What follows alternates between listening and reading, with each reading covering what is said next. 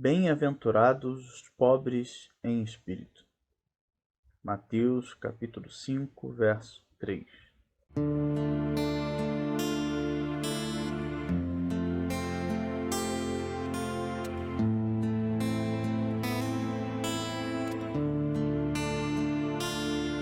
Shema Israel Adonai Eloheinu Adonai Echad.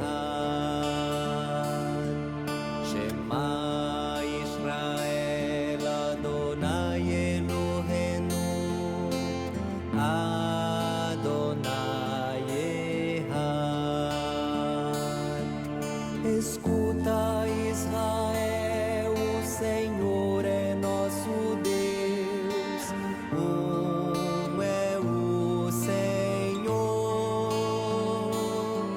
Escuta, Israel, o Senhor é nosso Deus, é o Senhor.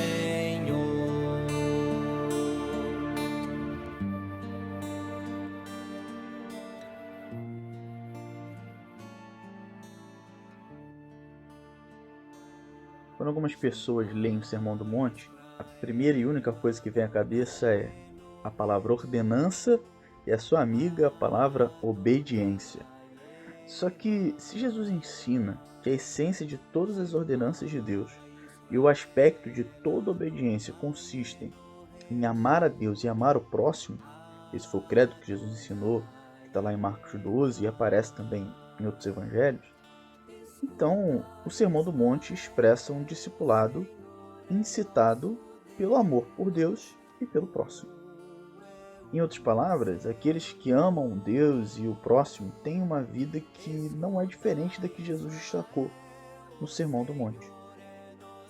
As bem-aventuranças, se a gente lê elas de maneira adequada, nos impulsionam a amar a Deus e amar o próximo. O que as bem-aventuranças revelam é que devemos aceitar as surpresas que estão no meio do povo de Deus e temos de amar todos os que amam a Deus.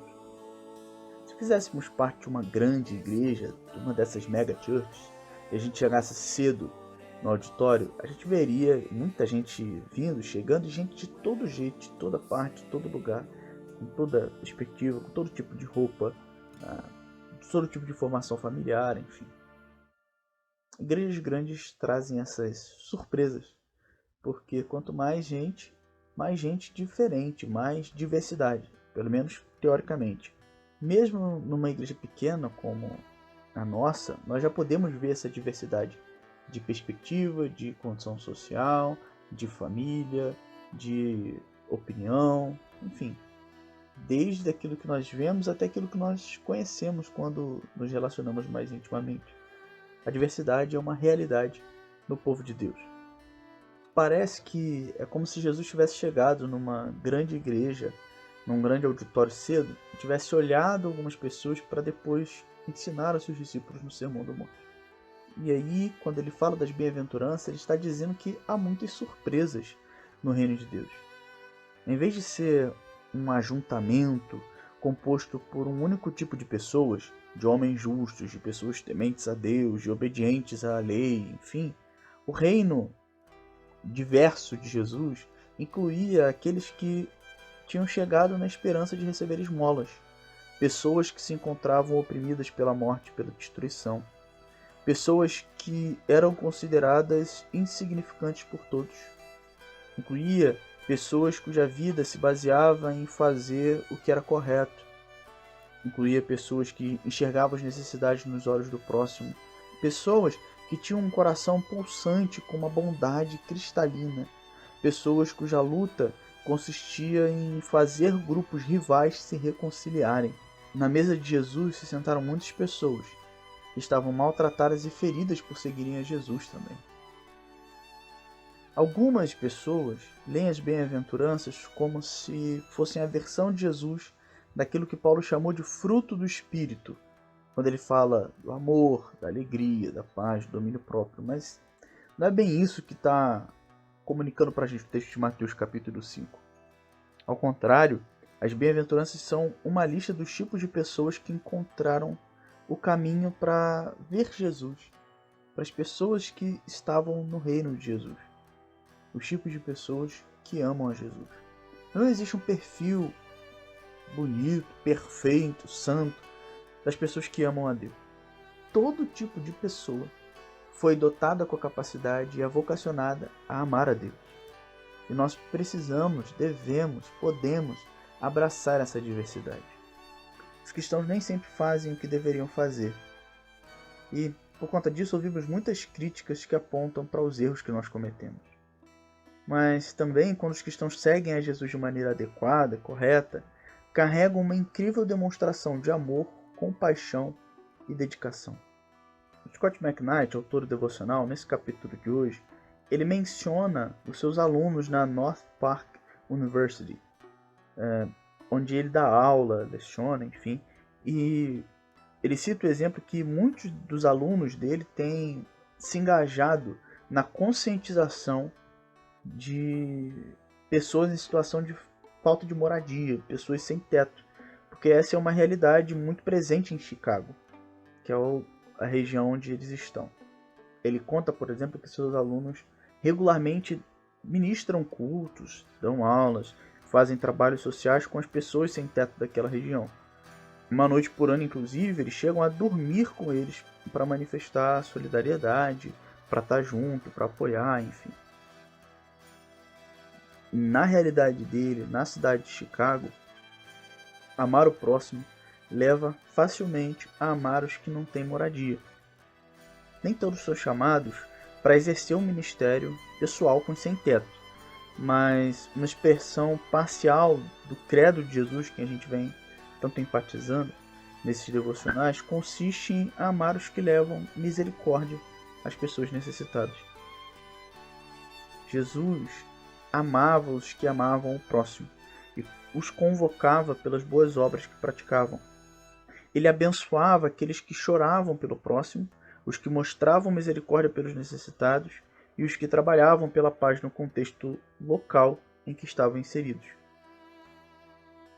Então, a sugestão é que as pessoas abençoadas por Jesus são aquelas que se dedicam a amar o próximo.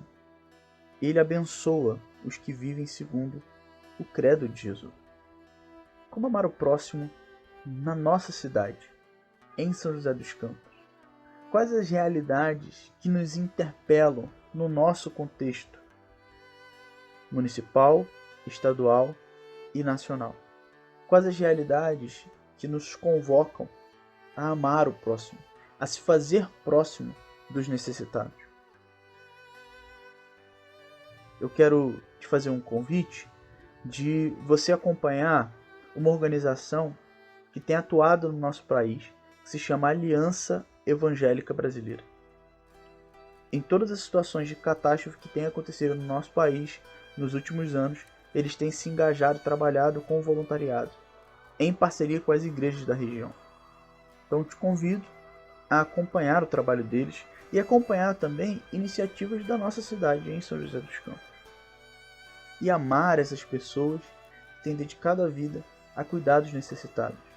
E com isso, enxergar nelas um exemplo para nós também e uma vocação para o apoio, para a parceria, para o engajamento. O amor. Pelo que você é conhecido, pelo que Jesus lhe daria uma palavra de reconhecimento. Nós somos sempre tentados a falar palavras de reconhecimento àqueles que se dedicam a causas que auxiliam pessoas em situação de vulnerabilidade. Sem dúvida, cada um de nós pode fazer a sua parte para ajudar os mais necessitados desse mundo. Mas todos nós somos chamados para enxergar, em primeiro lugar, os necessitados que estão à nossa volta. Começamos em casa e na nossa vizinhança. E estendemos nossa vizinhança a qualquer um que encontramos. Será que estamos reagindo às pessoas que vemos em necessidade? Ou nos tornamos insensíveis? Faça isso e você ouvirá à distância aquela pequena expressão de Jesus. Bem-aventurados são vocês. Bem-aventurados os misericordiosos, pois obterão misericórdia. Mateus, capítulo 5, verso 7. A convocação de hoje é: abrace a diversidade de pessoas que reagem favoravelmente às necessidades do próximo, em nome de Deus.